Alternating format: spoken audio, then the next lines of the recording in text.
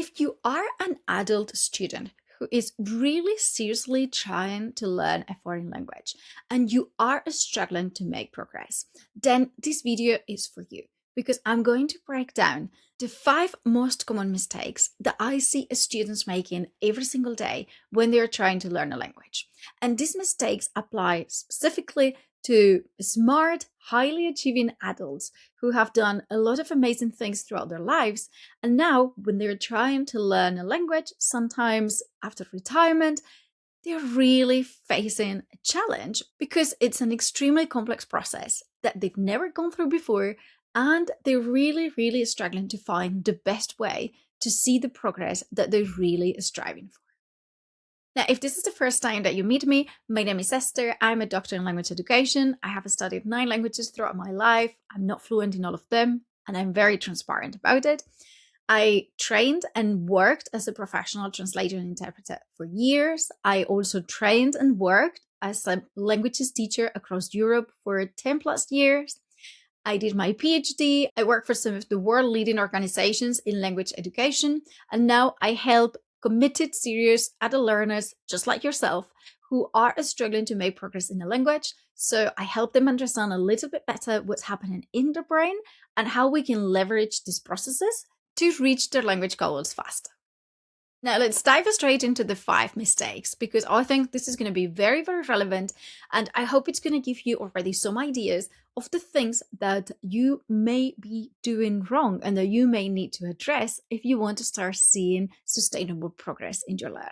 Now, the first mistake I often see is a mismatch between the effort and the direction of the effort. If you are like a lot of my students, you don't have a motivation problem.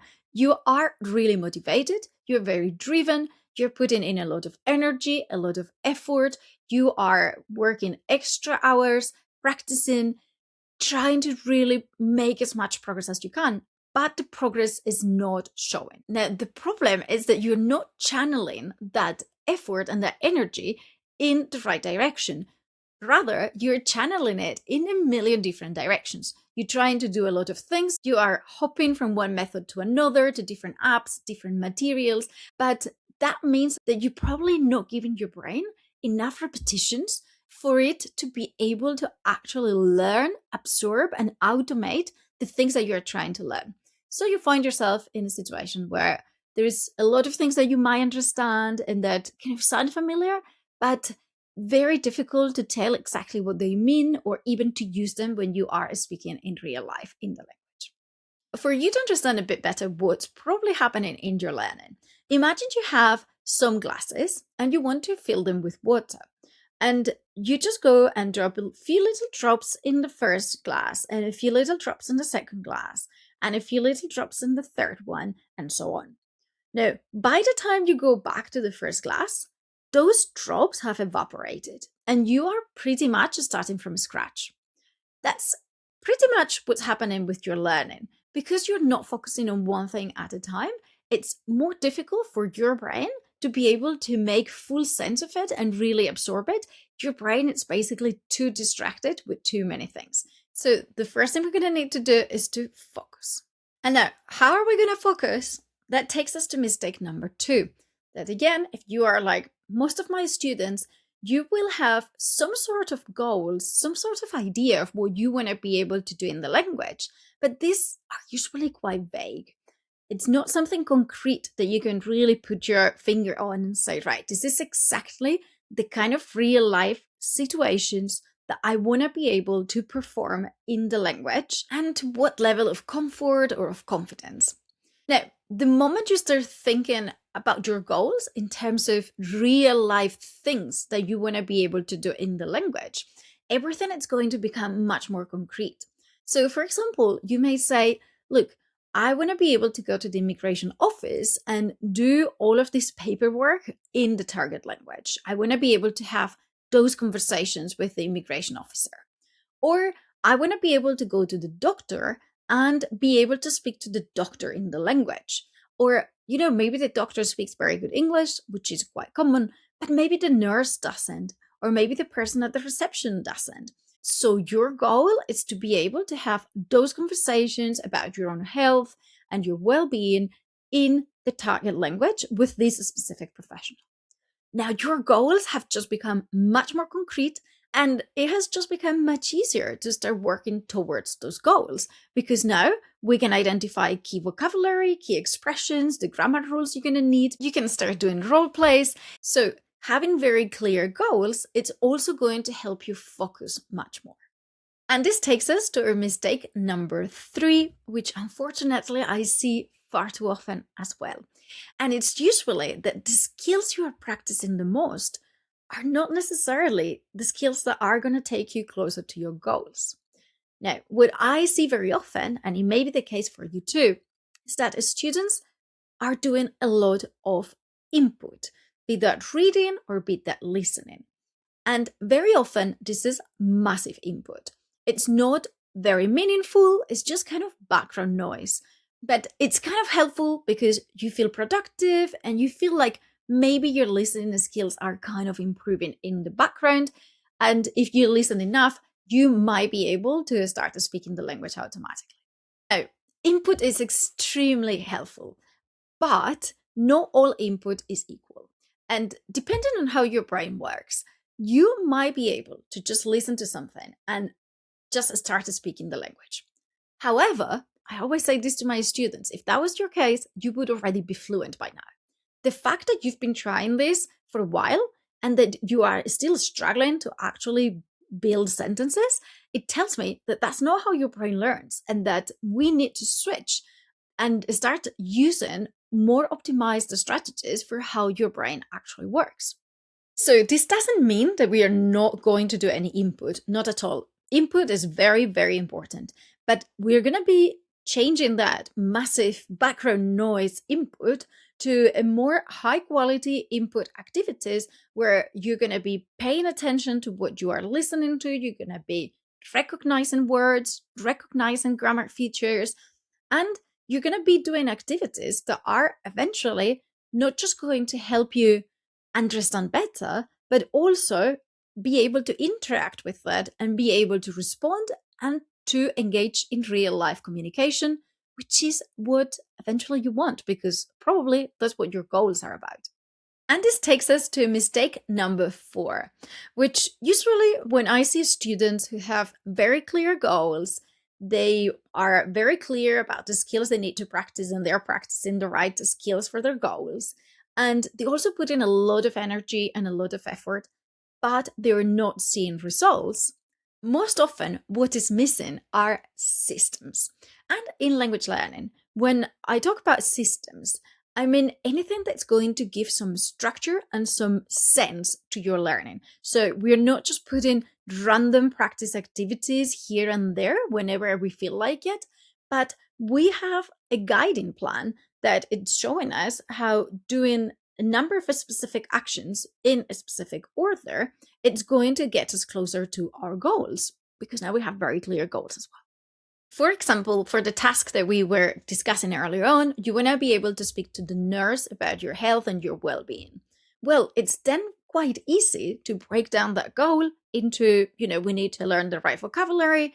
We're going to need to review and to master a number of grammar tenses, for example, the present tense, probably the past tense as well, maybe the future tense. We're going to have to learn a number of expressions, some of them related to health, but others maybe related to like asking for opinion or sharing your own experiences. And we're going to be working on each of those elements in a very structured way, where every activity, it's going to be building on the previous activity. Because our goal eventually is to create like a ladder that it's going to take our brain from, I don't even know this word or this grammar rule, to I can use these words and these rules confidently when I am speaking. And for that, you need to do the tasks in the right order according to how your brain actually learns best. So eventually systems are about having a very practical way to see where you are, identify where you want to be, assess the gap, put in place a number of steps that are going to take you from A to B, and having an easy way to track your progress as you are getting closer to the results that you want. And now you start seeing it. Language learning, it's not a guessing game anymore. as it might still be the case for you. We turn the entire process of learning a language into a predictable system that we can control, and that we're going to be very intentional and very pragmatic about every single element in our system, so that we are sure that every unit of effort and time that we put into the system, it's optimizing to take us as fast as possible to the results that we want. And this takes me to mistake number 5, which is very closely related to mistake number 4. And these are your strategies. Again, I see this quite often, that students come to me, and when I say, right, what are you doing to learn the language? They'll say, well, I am using these strategies that I copied from this person, or I've been using this method that I heard someone talking about, and they said it was very effective, and I've been following it for maybe 2-3 years. And I say, well, how has it been working for you? Because if that method was working for you, you'd probably be fluent by now. It's the same thing I was saying about those comprehensible input methods. Now, when you've been doing it for a while and it's not working, what that's telling me is that that specific way of learning, it's not aligned to how your brain actually perceives and processes the language. And if you've watched any of my other videos, you'll know I'm very, very passionate about this topic. First of all, because I think the brain is fascinating and learning happens in our brain. So the more we understand how our brain is working while we are trying to learn something, then the better we're going to be able to leverage it. It's that simple. But then I'm also very passionate about it because in language learning, we have this idea that there is some magic method, some silver bullet that it's going to make everyone fluent. And I always say, if this was true, then everyone would already be fluent. But research shows that every brain is going to learn languages in different ways. Some ways are going to be quite similar, some are going to be wildly different. And we need to understand a bit more how your brain is processing all of these things that we are giving it, so that we can start applying the strategies that are the most effective for your unique brain. Again, we can't guarantee that any strategies are going to be perfect for your brain. But what happens is that instead of you testing every single strategy out there and thinking that's it, then we can take a shortcut and go straight into testing the strategies that are going to have the highest probability of working for your brain. As you can see, language learning is about being very strategic and very pragmatic, so that you make sure that if you're going to put in all of that time and all of that effort, at least you're going to get as much ROI for that time and effort as possible. I can guarantee that if you address those 5 mistakes, you are going to feel immediately much more empowered, much more excited about your learning, much more motivated, and you're going to stop having those feelings of being a victim or being at the mercy of your own fluency that at least many of my students currently do, because they really feel like they must be doing something wrong if after putting in so much effort, they are still not seeing results.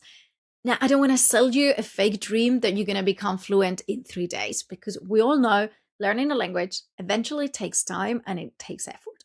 But if there is one thing that I want you to walk away with from this video, it's that once you start getting very, very clear about your goals, once you start doing the right practice activities and using the right strategies, and you channel all of that time, effort, motivation in a much more targeted and pragmatic way, then progress is going to become much faster, and also it's going to become much more enjoyable.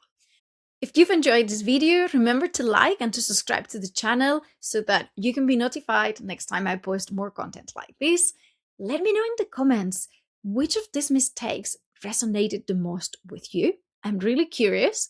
And if you feel like you might need some help to overcome these issues, I leave in the description the links in case you want to work with me, or you may even want to take my Brain Learn Language Profiler test. It's a test I designed to help students just like you who might be struggling understand a bit better how their unique brain is learning languages and the best strategies to make faster progress.